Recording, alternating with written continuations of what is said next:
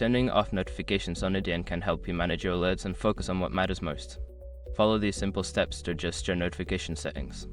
Step 1. Log into your account. Before changing your settings, use the sroc.com link in the description to open the password strength checker, then update your password if needed. Step 2. Navigate to settings. Once logged in, look for the settings or profile icon, usually found in the top right corner of the dashboard. Click on it to access your account settings. Step 3. Find notification preferences.